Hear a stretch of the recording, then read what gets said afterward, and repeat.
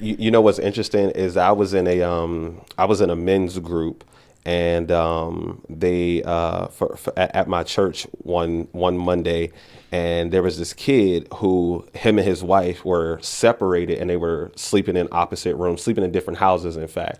And it got to the point where they went around and all of the men were giving him advice. But the only tangible advice that was given to him was pray about it, pray about it, pray about it. Mm-hmm. And I'm like, listen, y'all, I get that and I understand that. But all the prayer in the world not going to bring that woman back home. He got to go out and do something to get his wife back in the house. Faith without works is dead. And I've never heard someone preach on faith without works is dead and focus on the works part and not the faith part.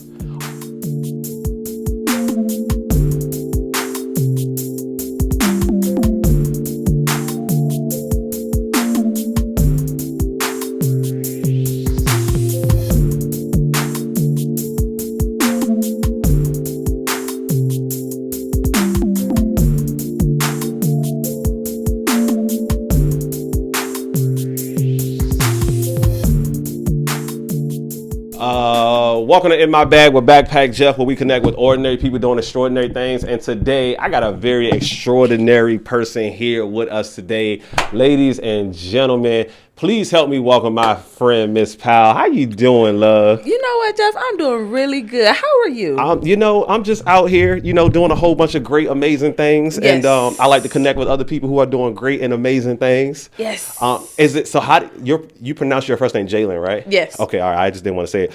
Jailyn, y'all. I just didn't want to say it because people be spelling their names and you don't want to get corrected here. You were like, did you say Shaquan? I said Sheeta. You're like, is this lemon jello? No, that's lemon jello. No. Vaseline? Is this Vaseline? No, that's Vaseline. Mm-mm. Vaseline. That's Vaseline. Oh my goodness. So it's been a long time since you and I have talked, conversed. You got a lot of great things going on. Yes. Tell us what you have going on. There's one particular reason why I asked you here, but I kind of like to start off with like some wins and stuff like that. Yes. Some good things that's been happening in your life. So talk to us and tell us what are some wins and what's some good things that's been going on in Jailyn's life.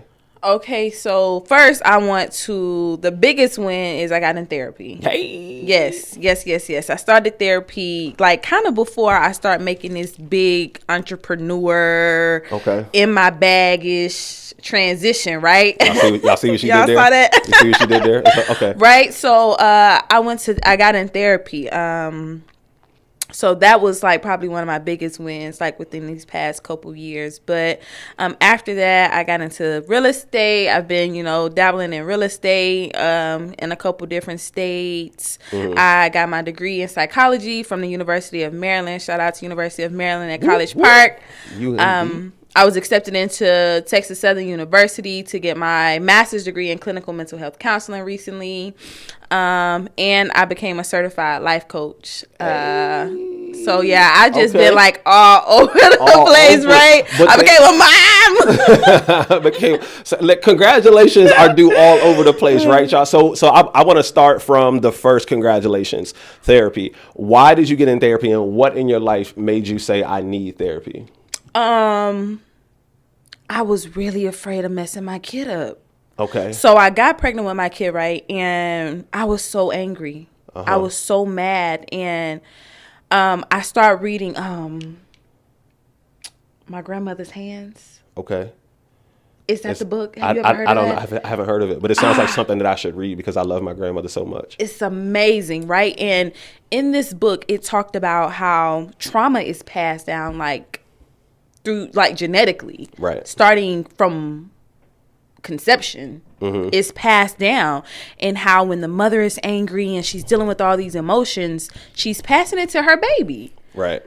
And I am listening to this book on Audible while I'm pregnant. I'm like 4 months pregnant, and I'm just in my car driving down to Virginia Beach, and I'm just mad because I'm like, I'm finna give all this stuff to my son. I'm about to pass down all this trauma to my son. I'm about to give all my mother's trauma to my son. I'm about to give my grandmother's trauma, my auntie's trauma, my cousin's trauma to my son. He ain't got a fighting fucking chance in the world. Who cares? You good. Okay. He don't have a fighting chance in the world. So I was like, I gotta fix this. I have to do something about this. Because I knew that a lot of the things that I was dealing with was because of traumas that had been passed down to me. And it's like, this is why we behind, because we start off fighting an uphill battle. Yes. So I was like, okay, well, what can I do? And I got in therapy. Okay. How did you find your therapist? Because that's such an intimate relationship. Yes. That finding a good therapist is like finding a good spouse, partner, whatever. Yes. Like, how do you find a good therapist? I am lucky enough to live in a place where Black mental health and Black excellence are one. Okay. Which is the DMV. I've never experienced it like I've experienced it here. How I found my therapist was I went to Therapy for Black Girls. Okay. .com, Google. Googled it. Okay. So it's a psychologist. I can't remember her name. Dope psychologist out of Atlanta. She has a podcast called Therapy for Black Girls as well. Amazing advice. She has life coaches, therapists, all that on. And she created a site because that's really that's all you hear is I don't want to talk to I want to talk to somebody look like me. Right. That somebody can understand where I'm coming from, right? So she created this platform, and then she created this website where you could literally just go to her website. It's Black Therapy for Black Girls. Try.com and .org. I can just Go ahead. Yeah, you can do I'm your gonna thing. tell you, but it's Therapy for Black Girls, and you literally go on there and you type in your zip code. You type in your zip code and it pulls up all the Black therapists. It's .com, therapyforblackgirls.com. Okay. You type in your zip code and it pulls up All of the therapists that are in that area. near you. Nice. I like it. Now, And it asks you the type of insurance you have, if you want to pay out of pocket. Like, Okay. it's dope. Were you sold on your first therapist, or did you have to go from like this therapist ain't really the one, and then let me go to another one, or like was the first therapist the one for you? I'm big on intuition, so I knew kind of what I was looking for. This is going to be kind of controversial. I'm gonna ruffle some feathers on your podcast. Okay. This is the clip. Okay. I'm not a fan of therapists that advertise themselves as Christians. Okay. And the reason why I'm not is because I personally feel, and this is my personal feelings, and I am a God-fearing woman, but us as Christians, I'm not going to say us, I feel like sometimes people, we take religion and we use it as remedy for everything, and it's not. If you have cancer, They tell you to pray about it. pray about it. Go to church. Depression is a demon. Suicide is a demon. Bipolar disorder is a demon. Schizophrenia is a demon. Those are sicknesses. And if you had cancer, you wouldn't call them a demon. You would tell, go, baby, you need to go to the doctor. You need to go to the hospital. You need to get some medicine. Why don't we look at mental illnesses on the same playing field? Because we can't see them. But they're just as deadly. They're just as deadly. Just as deadly. So sometimes we use our religion as remedy for things that we need medication for. You know what's interesting is I was in a men's group, and they at my church one Monday, and there was this kid who him and his wife were separated, and they were sleeping in opposite rooms, sleeping in different houses, in fact. And it got to the point where they went around and all of the men were giving him advice. But the only tangible advice that was given to him was pray about it, pray about it, pray about it. And I'm like, listen, y'all, I get that and I understand that. But all the prayer in the world not going to bring that woman back home. He got to go out and do something to get his wife back in the house. Faith without works is dead. And I've never heard someone preach on faith without works is dead and focus on the works part and not the faith part. All I'm saying is I would like to hear a preacher preach faith without works is dead and focus on the works part and not so much the faith part. Right? Every time they preach on it, they talk about the faith.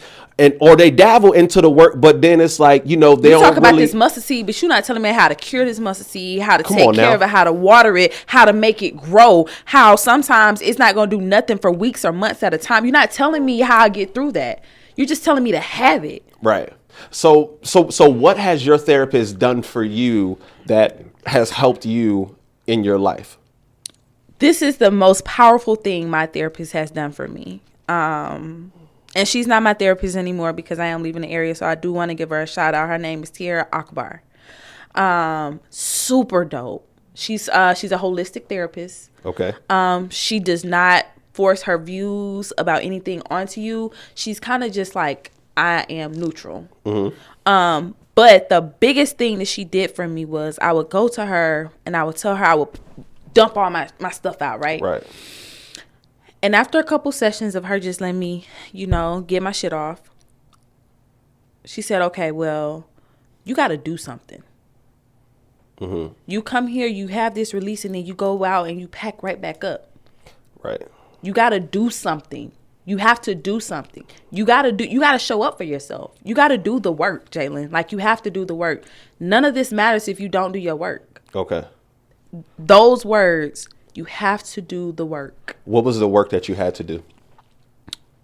The work. So the number one question, the first question she asked me, and I'm a psych major, so I'm kind of self-aware. Right. Right. I analyze myself all the time. So she said, do you love yourself? And I said, well, I know love is an action word. Can I say I love myself? Like, yeah, I love myself. I don't want to die. But what do I do to show myself I love myself? I'm not really respecting my body right now. I don't eat healthy. I'm not setting boundaries with people that I love. I'm not reading. I'm not showing myself really no type of love. So Right. I want to say yes, but my actions show otherwise. And it's making me feel really, really bad about myself. I talk mean. I'm mean to myself. I'm hard on myself. I don't speak kindly to myself. So no, I don't. I don't love myself. And she was like, okay, we can start there. Wow. Okay. I love that. Yeah. I love that. I remember my journey of self-love, and I truly didn't start loving myself until about 25. It took me that long. It took me going into the deepest state of depression that I had ever been in for me to actually start practicing self-love and liking what I saw when I looked at myself in the mirror. So as you're going along this journey, right, you're going and what are some of the things you're doing now to practice self-love, to love on yourself more? Setting boundaries. Setting boundaries. Okay. Is one of the most important things. And not setting boundaries with other people. Like, I'm not going to let this person, oh, you got me fucked up. It's not that. Is, for me, setting boundaries is with myself and with other people. Okay. My day is productive when I wake up at 5 a.m. My day is productive. I have a morning routine. I wake up, I say a prayer, I meditate, I do yoga, I write down my affirmations, I read a couple scriptures out the Bible. That takes like 45 minutes. So my day starts at 6, but I need to wake up at 5. I'm gonna sit there and bullshit around for like 15 minutes. Right. I know that. So I need to get up at 5. Right. I need my 15 minutes to play because I'm like, man, do I really need to do this? I wonder if they're a millionaire. Do millionaires really do this every day? I need to have that conversation every day with myself for 15 minutes. And then I do it. Right? So I wake up at 5 o'clock. I have this conversation with myself. And then I start my day at 5:15. Okay. That sets precedence. If I go to sleep at midnight, I have to wake up at 5 o'clock. If I go to sleep at 8 p.m., I have to wake up at 5 o'clock. If I go out, last night I went out, I partied, I went to the club. It was amazing. I had a ball. I woke up at 5 a.m. and I prayed and I meditated. Wow. So that right? so even Saturday and Sunday. I wake up. Wow. Okay. Only thing I don't do on Sundays, because I like my jakes now. Sundays, I might not read my scripture because because you're about to get it from right. Yeah. Okay. So Sundays is a little bit different, but 5 o'clock. Yeah. I need to get up at 5. I like it. I like it. So now obviously you're in this point, you're getting better, you're getting mentally healed, right? You're strengthening your mind, your body, your soul, your spiritual self. Now there's how has this, right? And I want to transition into the life coaching certification. How did this self-revelation influence you to make this decision to get certified as a life coach? So this is the weird thing about having discipline and having boundaries with yourself. It opens you up to, if I can do this, I could do that. And if I could do that, I could probably do that too. Yeah. Right? So I'm in school for supply chain management. I've been in supply chain management for like 10 years. Going to therapy. I'm feeling good about myself. It might be time to bet on myself. Okay. I switched my major. To psychology. I'm like, okay, I'm going to be a doctor. I'm probably going to be in school for like 10 years, but whatever. I want to do something now. I want to do something to help people now, right? So, and then I started learning about what the difference between therapy and life coaching was. So the difference between, a lot of people don't know this because there's kind of like a thin line and it flirts. So therapy works on the things in the past. Everything that happened past tense. Right. Depression sets from things that happened in the past. Life coaching works on now and in the future. I actually really like that description. Anxiety is things that is future tense. So you become depressed from the things from the past and you have anxiety about things in the future. And I am lucky enough to have suffered from both anxiety and depression. So I'm like, okay, well, sign me up for everything. I be like, what else you got? She said, sign me up for everything. So I got a life coach, and I was working with my life coach and therapist at the same time. And I'm really in my bag. I done bought 2 houses. I done got an Airbnb property. I'm in therapy. I'm talking to kids. Okay. I'm like really in my bag. And the more I'm healing myself, the more I have to give to people and give to the world. And I'm becoming like what I've envisioned myself to be. Right. So I'm like, I want to do something with the veterans. Like, being a veteran and spending 10 years, almost 9.5 years in the military. When I got out the military, I was depressed and scared. So when you get out the military, the major thing they talk about is money. Like, make sure you have your money in line. And however many years you've been in there. Me, I was almost a half a decade. So, I mean, almost a decade. So, I'm like, I'm used to getting a check. First and the 15th, I'm getting paid. No matter if the sun don't shine, if I don't go to work, if I go to work, I'm going to get paid. All that stops. Also, something that I feel like that's not discussed when transitioning out, and that people have to consider is when you're in the military, your success map is laid out for you. If you do this, this, and this, you're going to make rank. If you do this, this, and this, you're going to get this reward. If you do this, this, and this, you're going to be successful. When you get out of the military, all that is gone. All that is completely gone because nothing is guaranteed. All of that is gone. You have to decide what success looks like for you. Right. That's an interesting mind frame to have. Okay. Continue. So nobody told me, okay, well, if you do this, this, and this, you're going to feel fulfilled. You're going to feel accomplished. You're going to get these accolades. This is how this works. You don't have that. You have to pave your own way. You have to see that for yourself. Right. Because nobody's there to give that to you. And I didn't realize that was so important. So I'm out of the military. I done made all this money and I'm making all this money, but I feel like I don't matter. I'm this little of a speck on the totem pole. Right. I'm working for the government. Oh, you got a government job. Great. But my work on a large scale, it don't matter at all. Yep. It does not. I'm Yep. not affecting anyone personally at all. Yep. Only thing I'm doing is making money, and that is terrible. It makes you feel worthless, and it's like a conflicting battle. It's like I don't want to feel ungrateful, right? Because people would kill to be in this position. For sure. So, am I wrong for feeling ungrateful? Am I wrong for feeling unfulfilled? Am I wrong for being sad? So I had to start looking at my life and say, okay, well, what would you be if money wasn't an issue? Mm-hmm. What would you want to do? I want to help people with their minds. Yep. You know, I want to help people with mental illnesses and stuff like that. So that's where life coaching came in, and I started coaching veterans, preparing them for the challenges that they were going to face when they got out. Okay, listen, you need disability. I know you think ain't nothing wrong with you. Everybody can use an extra $3,000 to $4,000 a month for the rest of their life. So how do I get a disability check? You need to go to the military.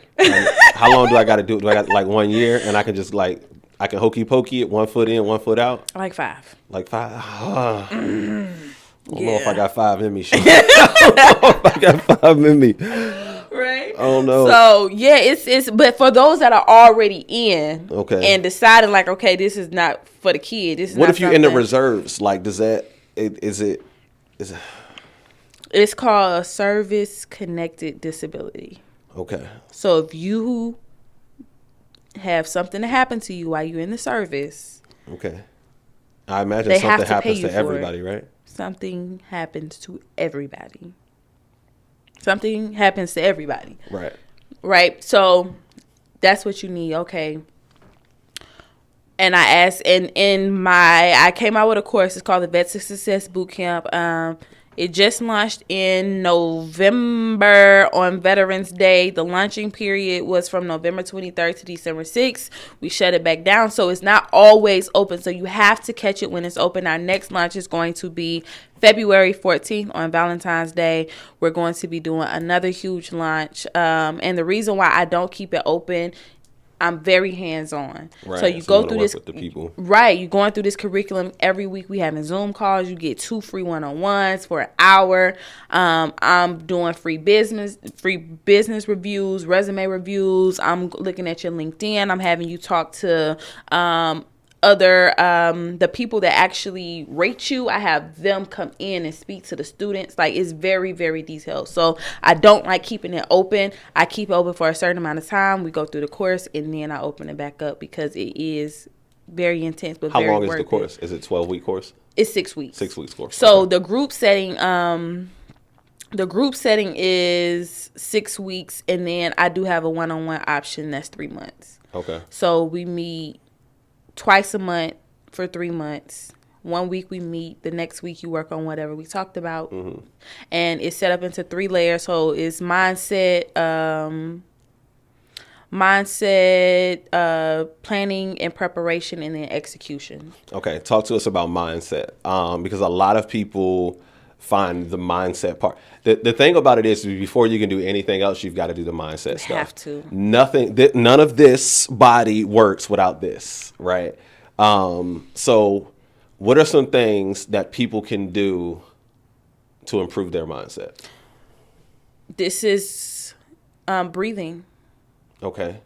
So I have my clients, a lot of time, what we don't know is most of the time throughout the day, you're in survival breathing. You're breathing just to get to your next breath. You just, Yeah. it's like you're chasing your next breath. And we're living beings, and we forget that. So you have to breathe to live. Breathe intentionally. Breathe with intention. You have, and it sounds cliche because, we got all these gurus out there, but it's true. You literally have to breathe intentionally. So one of the techniques I teach in the course is coming out of survival breathing into thriving breathing. So you breathe in for 5 seconds, you hold it for 4 seconds, and then you breathe out for 5 seconds. Okay. And then you do that 5 times. And after you do that 5 times, at this point, if you do it and you count it and you do it in a rep of 5, after you do it, your mind is calm and your body is calm, and you go right into affirmations. Okay. Why do you go right into affirmations? Because breathing is kind of like the basis of meditation. It slows you down. Right. It keeps your mind steady. When you're breathing really fast, all you're focusing on is whatever's next. So when you slow your breathing down, you calm your mind. It's basically like you just fertilize the ground. Right. You can plant whatever you want. Dang. So you fertilize your mind through breathing. You fertilize and then you plant. Ooh, that's good. Yes. So you basically just fertilized your mind. You turn the soil and you plant, and your affirmation is the seed. And I call negative thoughts bullies. They've been in the gym, right? So you have these thoughts that's like, you can't do this, you can't, and we don't realize, but you have to catch those thoughts, because you have to. Once you let them go, though, they plant. Yeah. And they're strong. Yeah, and they are. So I talked about that, right? I talked about in a video that I did previously. I was like, negative thoughts are like weeds. Yes. They don't take any effort to grow. They don't need sunlight. They don't even need soil most of the time. If they're water, that's it. They don't need water. they gonna grow, and they gonna grow high as I don't know what. They gonna wrap around everything. It takes no effort to have negative thoughts. None. It takes no effort for these weeds to grow, and they're gonna eventually start looking like something that they're not supposed to be looking like. And what's crazy is that a lot of us, we need to go in and we need to uproot the things up. You got to pull them weeds the same way you got to go into your garden and pull the weeds. You got to go into your garden and you got to pull them weeds. And the best way I have learned how to do that is through combating them, is through breathing and affirmations together. Okay.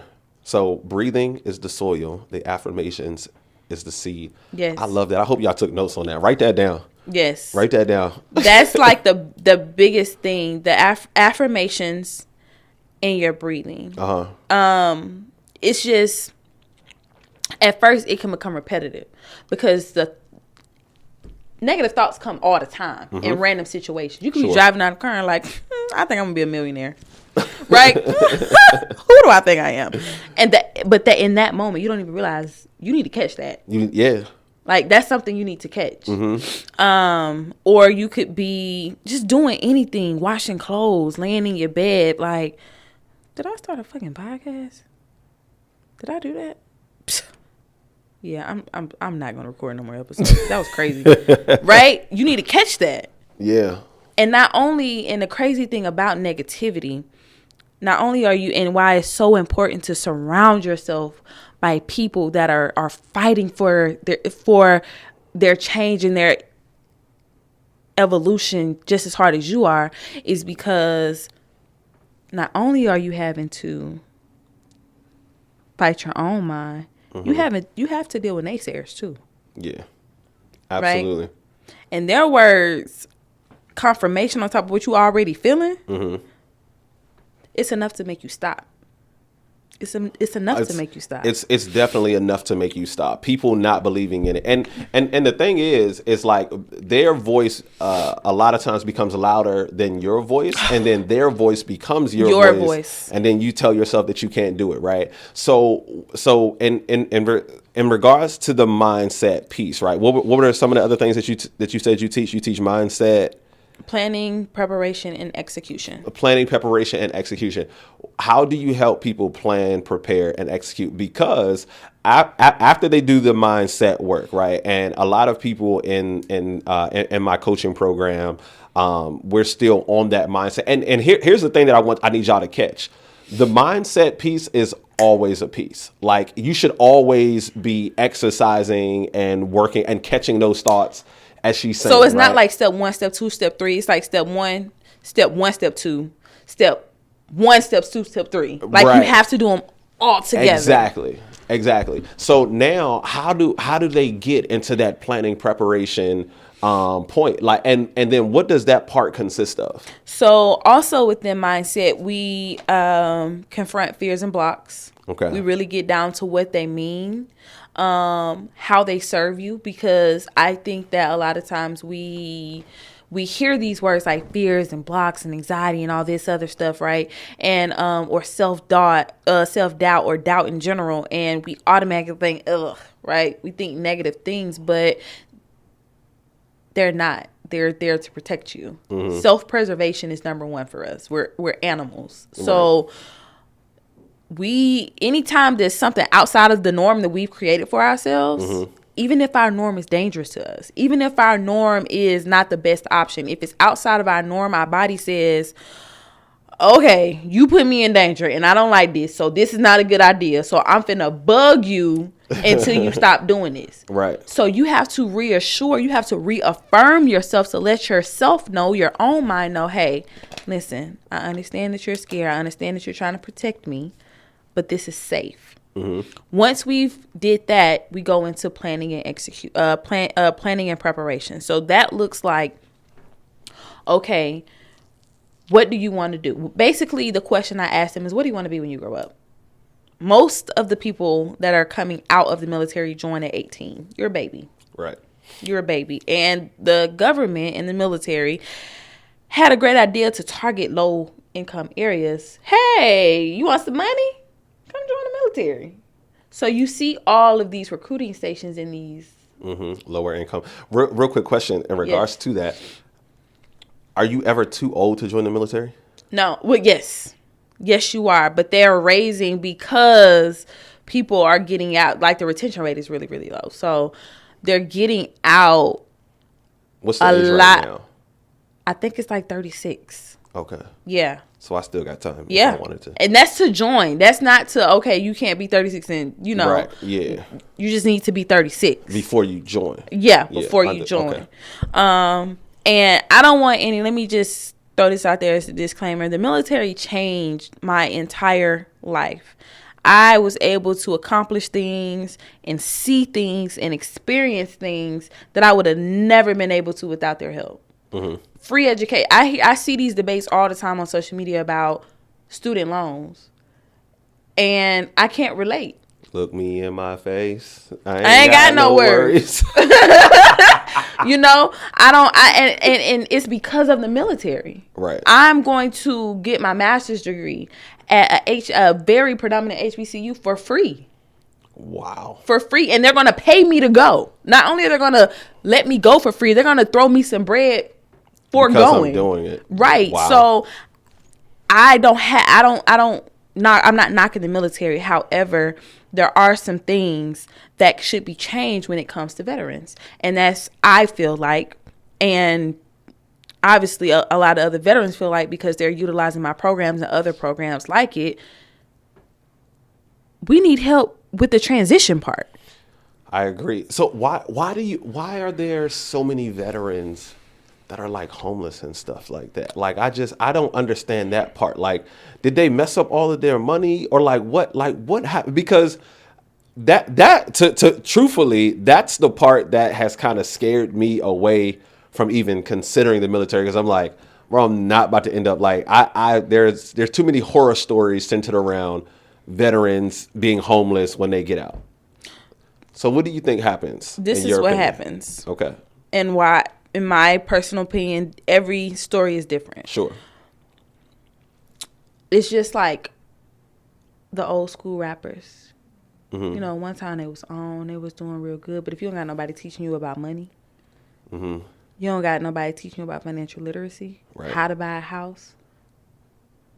Right. So they're not learning. They're facing a lot of the same problems that we're facing. And you targeting people in low, and they ain't never had nothing. Right. So when they get the money, now they blowing it. They feel like they got to take care of their mama, their cousin. Somebody called you broke down. They need a alternator. And they know they getting money every single 1st and 15th. I know you got it, cuz. Let me hold some.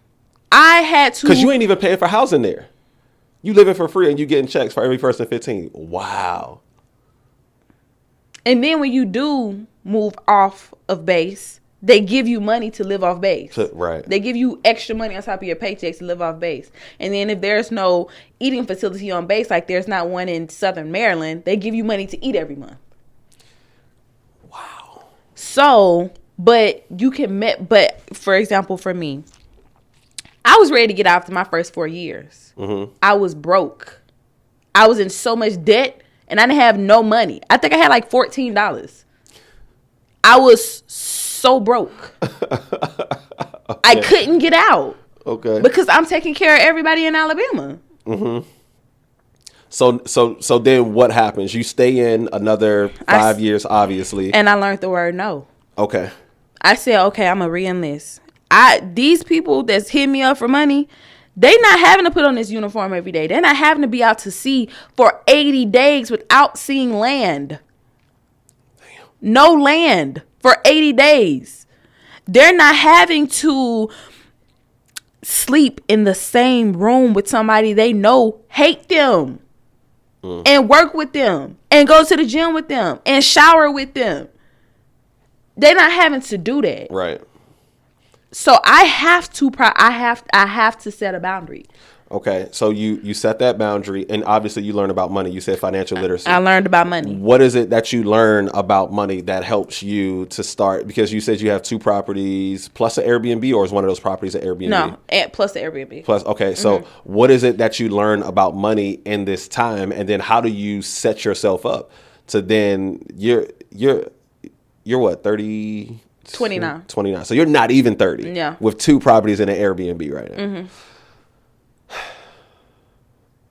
Because of the military, because one of those properties, I used my VA loan. Okay. Right? I used my VA loan and I didn't have to put no money down. I didn't have to pay a down payment. So when you get into the military, do you automatically get a VA loan? Yes, you do. Damn. Yes, you do. People are doing the military wrong, yo. All wrong.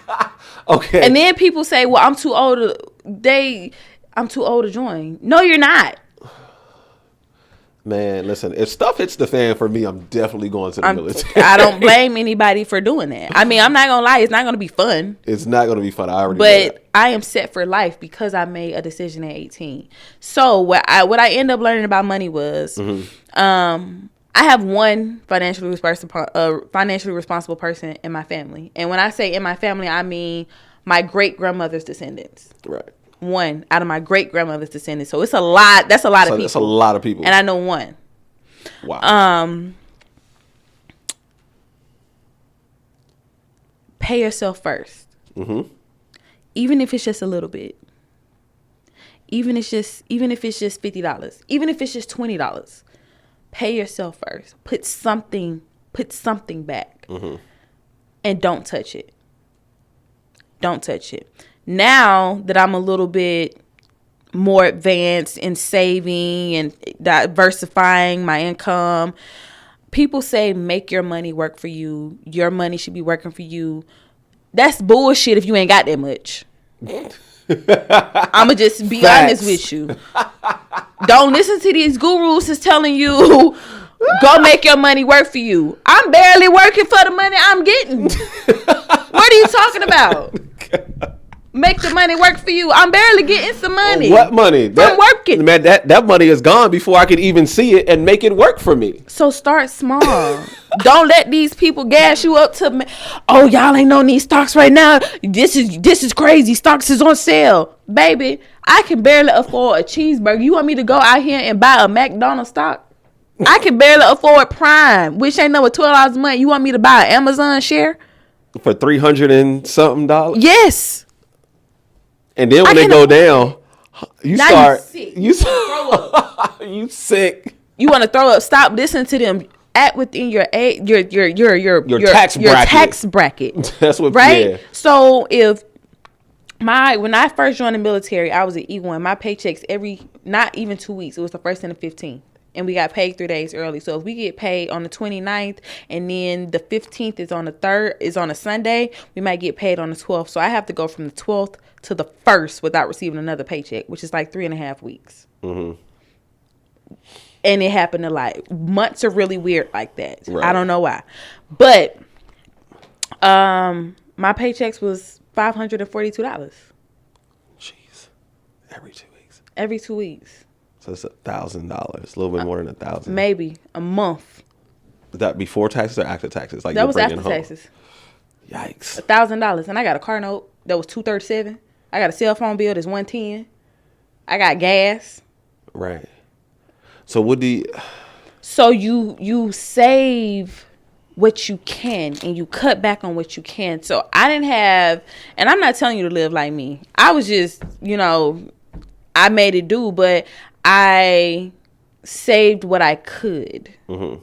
I say, especially, as I got some rank and, I got a little bit more money. But the best advice I would give to somebody that doesn't have a lot of money, that feel like they're just kind of paycheck to paychecking it out, start putting something back. Start putting something back. And it's okay to work for more money. I know that in this generation, they're telling you to make your money work for you. It's okay to work for more money. I had a second job all the way for my first whole enlistment. I worked at McDonald's. I worked at a skating rink. I worked at, when I moved to Maryland, I worked at somewhere else. I think people are too proud to work at McDonald's or a skating rink, though. I wasn't. I think that's a lot of the issue, is that when people hear second job, they think that, well, if I'm doing a second job, it's got to be more than my first job, and I want to be making $40 an hour for 20 hours a week. Yeah. Right. Like, I think that's what a lot of people think. People won't humble themselves and say, all right, I'm going to work at a McDonald's or a skating rink and to at least just make some money. Or Marshalls. Some money is better than no money, right? Some money is better than no money. Doing whatever it is that you can to make money, to save money, like you said, should be the key, should be the thought, right? Yep. But a lot of people aren't thinking that way. So as you're getting into this now, you get your first house, okay? What makes you say, like, how do you, what's flipping that entrepreneur switch in you to say now, okay, I want to go and get a second house and I want to get this Airbnb? Because I imagine you're probably renting out the second house, right? So, I'm all up in your business. Yeah, so I have a house. My second home is in Alabama. Okay. My first home I lived in Maryland, and it's about to come my second rental property. So you're not going to sell that when you move? You never sell. You can take the equity out, but you don't sell. Okay. Prices of houses are always going to go up. How did you learn that? To be completely honest, YouTube. I don't have financially stable people in my family, and a lot of Black people don't.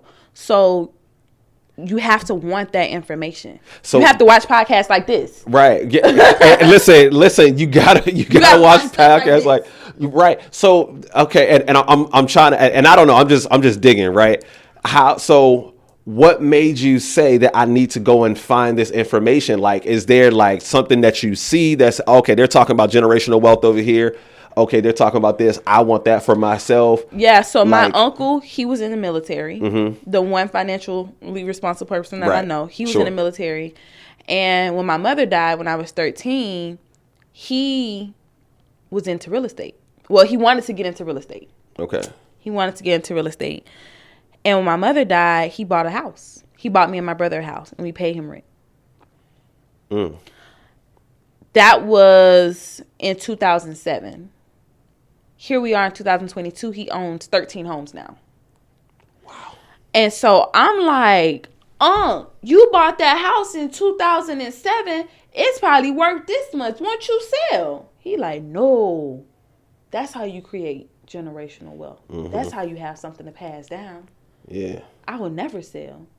If I pass away today, my children won't have to work because the only thing they have to do is manage these properties and collect the money off the houses.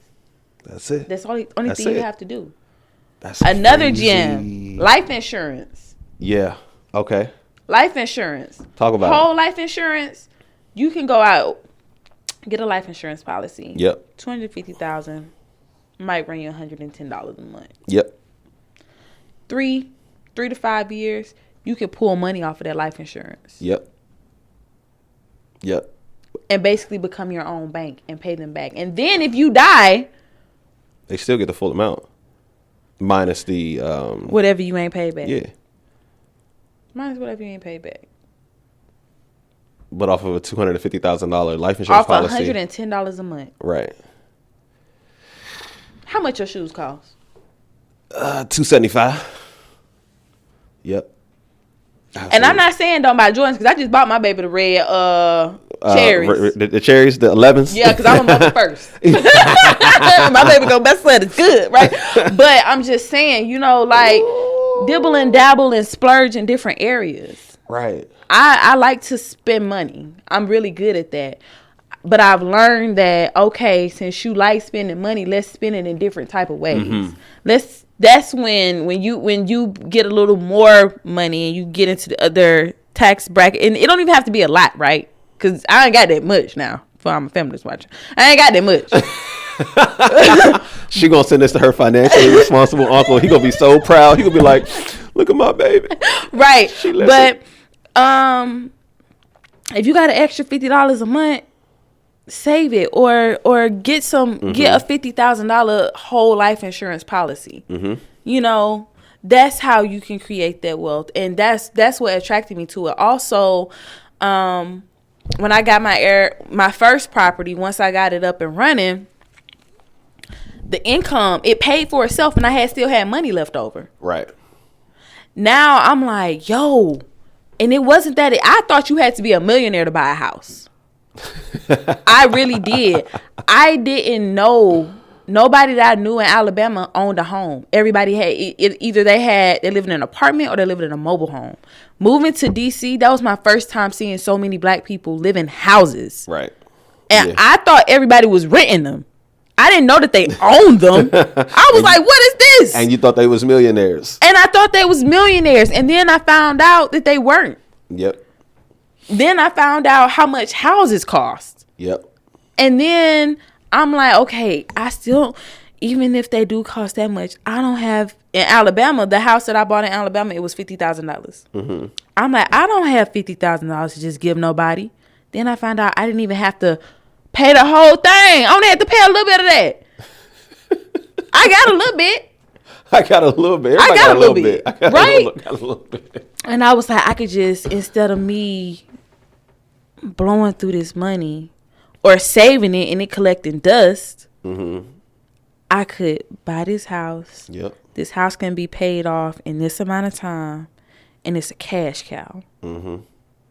And it's a cash cow. And it's a cash cow. I'm like, okay, and if I do decide to resell it, which I'm never going to do that, I paid $46,000 for the house. All right, so like I feel like are there other properties in Alabama that we can buy together? I feel like you and I should just like do a business deal. You know, listen, I'm always down for some bread. All right, and you know we can. I want to get one of those like multifamily. A duplex. That's my. No, I want like a 4-unit, not even just a. I'm talking about like a 4-unit, like an 8-unit. Yeah. Because I want some doors. And that's what I'm focused on now. I'm not focused on properties. I'm focused on doors. Right. I want 10 doors. That's the thing. Yeah. I don't want single family. Single family ain't no money for real. No. Yeah. Single family is for me to live in with my single family. You know right. Right. I want doors, right? Doors. And I know Alabama's like a little hot spot right now. A lot of people are buying in that southern. Because it's cheaper than everywhere else. Yeah. But because people know that it's cheaper, it's driving the price up. So before you could get a duplex, for example, way overpriced. Right.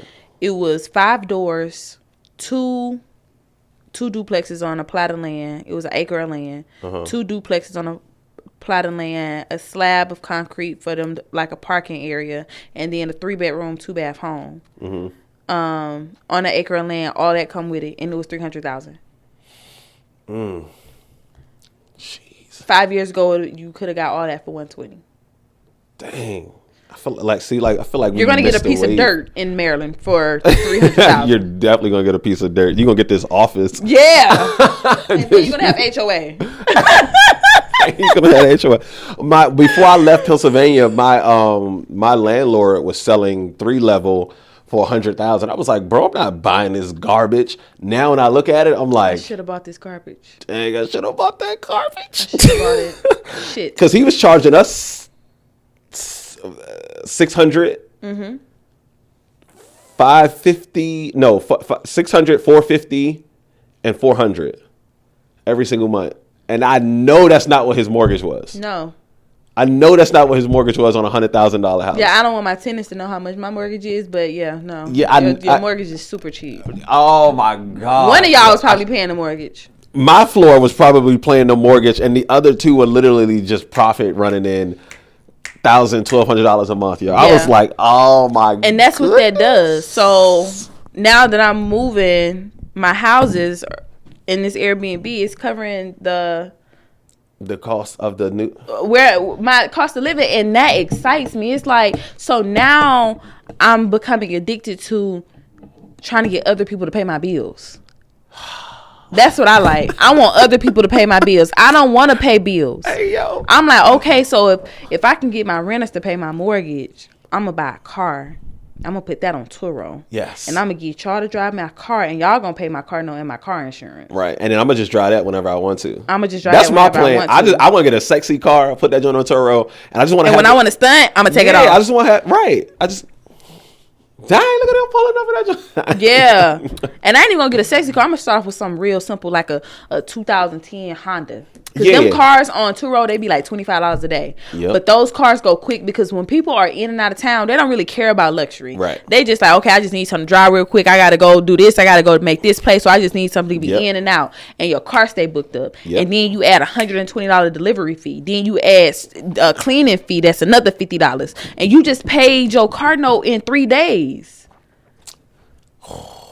You just paid your car note in 3 days, and you only paid $5,000 or $6,000 for this car. Are y'all listening? Are y'all paying attention? Like literally, this is what they do. They take $4,000, they go and buy that Honda, that Civic, or whatever it is, put it on there. You don't have no car note. It's there. You put it in DC. You allow them now. The car is moving at all times. Like she said, $25, $30, $40 a day. It's always moving, and you're at least bringing that in. So let's say you're bringing in now an additional off of it being rented for 10 days. You're bringing an additional $400, $500 a month. Now you take that money. Now you go and you can get your BMW, if you will, right? Now, this has nothing to do with the car that you're driving. The car that you're driving. You go get the BMW. Now the car is paying for the BMW car payment, which is $500-$600 or whatever. Now you put the BMW also on Turo. Yep. Now you got that car. It's giving. And now you charge $60 a day. Right. $60. Exactly. And people that's coming in town to Houston and to DC, and they want to stunt, and they want to go on U Street, and they want, even though you don't need a car in these places, they want to, they want to flex. That's cool. Okay, rent my car out. I got you. Rent your no car. problem. And I got you. I'll bring it to the airport for you. Yeah, and think like these big conferences that come here and stuff like that, they want a nice Mercedes-Benz with the windows tinted. You know what I'm saying? They want a nice BMW they want the ultimate driving machine, right? That's the thought process that we need to have. Like you said, how do I get other people to pay for my lifestyle? Yes. I absolutely love that, right? It doesn't take much to make money. It doesn't. You just got to have this though. If you don't have this, if you don't have the mind, the mental bandwidth and the wherewithal to say, like you did, right? I'm going to go and see. I know my uncle is financial stable. Why you doing this? Why you not doing this? Right? I think that number one, we got to, as family, we have to stop being selfish with information. We have to. We got to stop, because I realized that throughout my whole journey of entrepreneurship, I didn't learn anything from my family about money. Yeah, me neither. I didn't learn anything. And I never even felt comfortable going to any of my family members to even talk to them about money. That's the thing. And it's because growing up where I'm from, money was bad. Money was the root of all evil. Mm-hmm. Money was the no conversation. Yeah. Right? If somebody got a lot of money, they did something wrong, bad to get it. They stole that from somebody. Or they were selling drugs, and now they got that. That's their drug money. They're bad people. Bad people have money. Yep. Anytime they talked about something rich, well, the rich ain't going. I was told the rich. If you was rich, you was going to hell. Damn. The rich man will not enter into heaven. It's a verse in the Bible that they orchestrate to make it sound good to fit their poor narratives. That's not okay. All right, so look, we at the end of we get to the end. I'm gonna ruffle some feathers, right? Me and my boy Bertrand, we was having this conversation, right? Mm-hmm. And it felt like, I'm trying to say this the right way. It seemed like a lot of church people are always looking for a miracle, right? They're always looking for a miracle, and again, focusing on the faith part, and not so much the work part, right? It's like they're like your faith life is amazing. And you're definitely going to heaven. First class on a jet, private jet, all of that. But then your life here on earth is terrible. Of course you're going to heaven since you already experienced hell. Where else you going to go? You've already experienced hell. Yeah. Every day that you've been here has literally been hell. And so you're looking for you're not going to convince me to look forward to dying. Right. Nobody's going to do that. Ooh, I like that. You're not going to convince me to be happy about leaving here. I like it here. I love it here. It is so cool. I got a kid. He kind of look like me. I like food. Like, it's kind of cool here. Yeah. I know it's some terrible things here, right? And terrible people and just bad things, but I like it. I love it. You're not going to convince me to be excited about dying because you won't put any effort into making your life better. You're not going to do that. Wow. Yikes. Oh, my goodness. Well, listen, y'all. First and foremost, this is I hope y'all had y'all notepad out for this episode because there was so much game given in this. This was beautiful. Like she said, you've got to be engaged in conversations and ideas and thoughts, just like the one that you guys heard today. I know this was a great episode because there's a whole bunch of red up there and only a little bit of green. That means you did way more talking than me. And that's what that means. That's exactly what that means. Like that joint is completely red. I love it. It looks like a Christmas tree, but it's like all red. But that's a good thing, right? Because they don't really come here to hear me talk. They want to hear from you. They want to hear from the guests. That's what they love. They like to take in that information. While you're here, like, comment, and subscribe. It doesn't cost you anything to subscribe, but it means the world, and it's absolutely priceless to myself and the Backpack Jeff here team. What are some last words? Well, let me ask you this. What are you looking forward to in 2023? In 2023, I'm looking forward to enjoying moments. Okay. I think as entrepreneurs and as creatives, we're such in a beautiful space that we're allowed to do this now. Mm-hmm. We get caught up in the next thing. Yep. Okay, I accomplished that. It's time for the next thing. Mm-hmm. I want to live. I want to breathe. Okay. I want to enjoy. I want to be still. Okay. Right? I just want to be at peace. Okay. I look forward to that. And I feel like while doing that, your blessings come. Absolutely. So I look forward to that. I look forward to learning. I look forward to collaborating. Mm-hmm. Yeah, I'm excited. All right, y'all. Hey, listen, excited. I'm looking forward to continuing to watch your glow up. It has been absolutely beautiful to watch. At the moment I saw, I was like, yo, I got to reach out to her because I love what she has going on. I love that you picked the color green as one of your brand colors. That's super dope because that's my favorite color. Mine too. I love that, Joe. But we are so excited to have you. We definitely got to have you back and do this again as you continue to grow and as you continue to excel because we're going to be having much different conversations. The more we continue to grow, the more these conversations will grow. Yeah. So I'm super looking forward to it. Congratulations to you. You walked today, right? I do walk today. Walking across that stage. Let me see you walk. Walk. Anybody you want to give a shout out to? Any last encouraging words that you can give to the people before we head out? I would like to give a shout out to you. Thank you so much for having me on your platform. I really do appreciate this. This is so dope. I've watched you, admired you, learned from you since 2018. And I'm so thankful and appreciative to call you my friend. I've seen your glow up. I love what you're doing for yourself, for your business, for your family, for poetry. Come on, man. Where y'all at, yo? Right? And just last few words, be kind to yourself. Yeah. It starts with being kind to yourself. I love it. Be gentle with yourself. I love it, y'all. Hey, y'all heard it here first. Y'all can follow her on all social media platforms. I'll have all of that stuff. It'll be in the description as well as you probably seen it throughout the episode. I appreciate y'all so much, man. Y'all know my motto is always stay in your bag, so you never got to chase a bag. This woman right here is definitely in her bag. Multiple bags, man. It's Backpack Jeff, yo. We out.